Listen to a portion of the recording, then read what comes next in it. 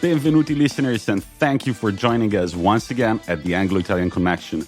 We would like to thank the United States, the United Kingdom, Spain, France, Germany, Switzerland, Italy, Romania, the United Arab Emirates, and Hong Kong for listening to us.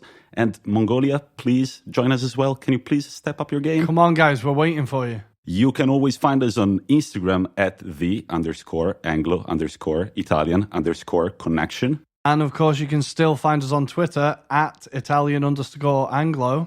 I'm ready to start. What about you? I'm ready. Let's go football.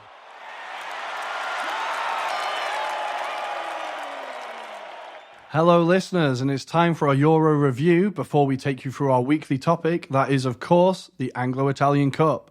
So coming up first is Tommy to take us through Serie A. Yeah, man, I'm quite excited about this. So Serie A has started again, Coppa Italia as well this week.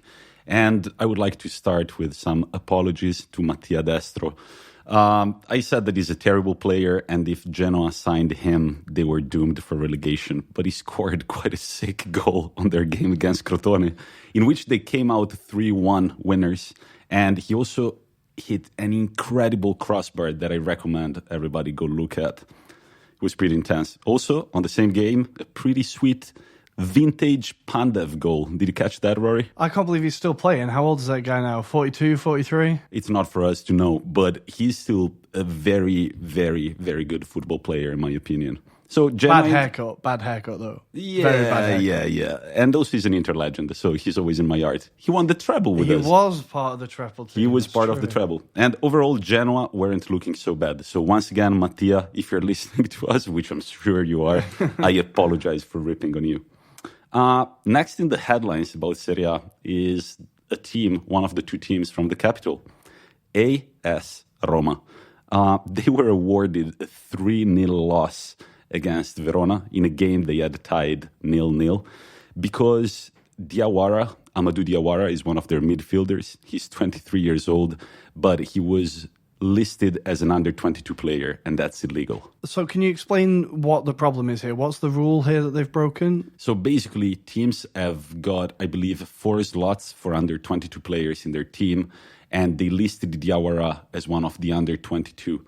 But he's actually turned 23 already. So you have to play 4 under-22 players or just in the squad? I think that's the maximum number of players that you can have under the age of 22. I believe that's the rule. Also, in Rome, it's just, if you looked at the lineup before the game, they had Arsenal legend Mkhitaryan up front, which I thought was quite a brave move. Yeah, it's interesting because, there was this whole domino-like situation with Milik, who had to go to Roma, and then Dzeko would have gone to Juventus. But Milik apparently didn't pass his medicals with Roma. He was visited by a doctor who told Roma that he was not fit, and so that stopped the domino effect. And in fact, Dzeko was benched for the game against Verona. And there'll be more on that later, I'm sure. We'll be talking about that a bit more. Yeah, also because now Cengiz Ünder has just signed for Leicester Football Club, as Rory knows very well. Great signing. Another one on Football Manager who's an absolute hero. If they can keep him fit, he will be an unbelievable signing for them. Also, props to Leicester City for whoever runs their Instagram account. They had a great post to unveil the signing of Cengiz. It was, Undertaker themed, I believe, WWE. Yeah, I always like that throwback kind of theme, yeah. And the Undertaker actually retweeted that, so that was great publicity, I think. And right now, with all this situation, what it feels like at Roma is that they need a leader as a coach. I'm not sure about Fonseca, but there is increasing rumor about Max Allegri possibly taking... that would be interesting, right? The Roma job, yeah, that would be highly interesting. How do you think he would do at Roma? Well, he's the last manager to win it, not with Juventus, yeah, right? And I think he was a person who was linked with Arsenal. He's been linked with United. Every big club that's the jobs become available, he's been the first name on the list, really. So I think... But my first impression was... Could he do a job? Could even he do a job at Roma? Because Roma always seems to be a bit of a disaster. No matter what's going on there, no matter who's there, it always seems to not quite work. So I think it seemed to me like newspaper talk, and I think maybe Allegri would be a bit too wise to take that job. But I don't know. I don't know. Only time will tell. Yeah, Next we'll see, right? Up is my favorite team, Inter Milan. All right, so last week I said that Juventus are my take for the final winners of the Serie A. But I think that Inter are looking scary, man. I mean, that game, okay, we were playing against the Serie B side. Put a few caveats in there first, right? Yeah, all right, but we conceded we conceded 0 goals in our pre-league friendlies, and the 7-0 win against Pisa at the San Siro was insane. It had been a while since I had seen Inter play so well. Hakimi is an absolute he is unbelievable. That guy is unbelievable. And right now, I mean, Vidal has finally signed for Inter after 2 years of this rumor going on and on and on. I think I said this last episode is a very on-brand signing. I feel like that's very Inter Vidal. I can just see it working. I don't know. So I have a question for you, Rory. You've got Arturo Vidal, Christian Eriksen, Marcelo Brozovic, Nicolo Barella, Stefano Sensi. Who do you start at midfield? I'm Raja Nainggolan, right? And don't forget Nainggolan. I love Nainggolan. I think Nainggolan has to be in there. So, considering that Inter plays with a 3-5-2, who are your 3 midfielders? I think it's bad news for Eriksen.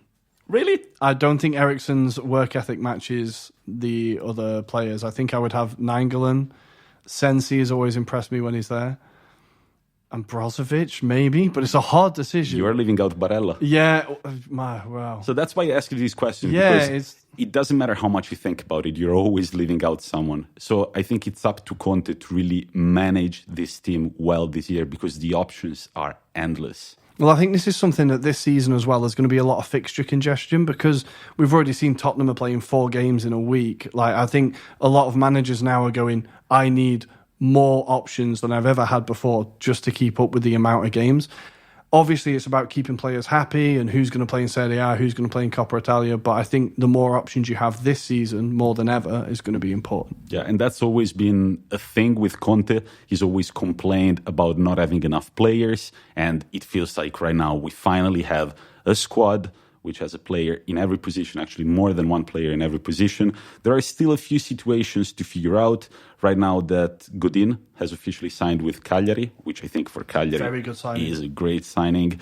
Candreva is out. He has signed today with Sampdoria. Thank you, Antonio, for the great memories. I know a lot of Inter fans have ripped on you. I think that your work ethic was unmatchable. Conte revived you, and thank you so much for always wearing that shirt with pride. You could tell he cared. He cared. You've always been a hardcore worker, Antonio, and I'm going to miss you. And then there is a rumor about Skriniar possibly moving to Tottenham. I think this would be quite a stupid move from Inter. They don't need to sell, right? You don't need to sell him. I mean, I think we're looking pretty good in defense. We've got Bastoni, who's a youngster and is very talented. Conte has already tried Kolarov and Ambrosio as a centre back in a 3-man defense. I worry about Kolarov's pace at that point. Yeah, I don't know, but I mean, I have trust in the club, and I'm sure that they have a plan in mind. And with the players they have already, the overall feeling in the squad is that it's a team that wants to win. I've seen a few Lukaku-Perisic exchanges on Instagram, and I've loved that because it was ensured that Perisic was really happy to be back at Inter. Yeah, well, there's a reason why he left in the first place, right? I think he was there was always rumours linking him to Manchester United. It seemed like he was agitating for a move for a while. So maybe he's come back after winning the treble with Bayern and thinks that he can bring a bit of that with him to Inter and lift something here. I think maybe that could be a very well-timed return, maybe. Hopefully. Well, next up in my list is Parma. All right, this is a pretty fun news. I would like to thank my friend Carl from Minneapolis for sharing this news with me. So basically, Parma is the 4th American club, we could say, in Italy. Basically, the owner is American. So the other 3 teams are AC Milan, AS Roma, and Fiorentina. So Parma is the 4th American club, and the owner of the club is Kyle Krause. I hope I'm pronouncing it right. He is the head of the Krause Group, and he now owns 90% of the club. Yeah, he put in 100 million euros for that share. What's the funny thing about it? Well, the funny thing about it is that Mr. Kyle, he's the president of Come and Go, spelled K-U-M and Go. It's a convenience store chain, pretty successful convenience store chain in the United States. and I think that would make for the best sponsor. We thought Kazoo was bad, right? We thought Kazoo it's getting was a bad, little bit worse. But Come and Go can be understood by everybody. Come and Go, yeah. We always would like you. We also would like you to. We would like to redirect you to the Twitter page of Kyle Krause.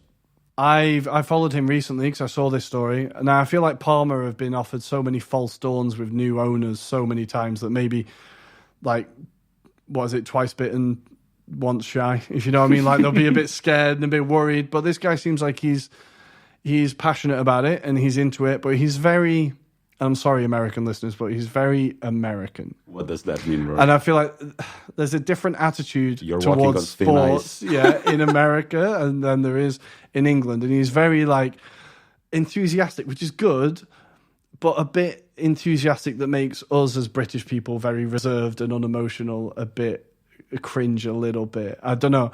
Good thing he owns an Italian team and not an English club, right? I don't know how it would be received in England.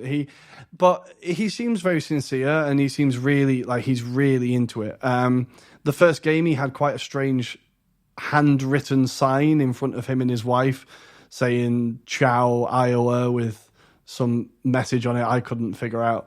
But he seems like quite an interesting guy and very enthusiastic. So hopefully, I really hope it goes well at Parma. Their team in the 90s is one of the teams I still think about and still go back and watch on YouTube. I think their fans have been through so much. They deserve good times. So hopefully he's going to bring them. All right, next up, I've got a question for Rory. Rory, you're an English teacher, correct? Correct. Have you ever worked at an official language examination? I've done my fair share of certification. So imagine someone wants to take the first certificate exam of English. How long does that last? In total, around, 3 hours, maybe 3.5 hours. Surprisingly, Luis Suarez took only 30 minutes to take and pass an Italian language exam to take his Italian passport. Well, I never had him down as that intelligent, I'll be honest.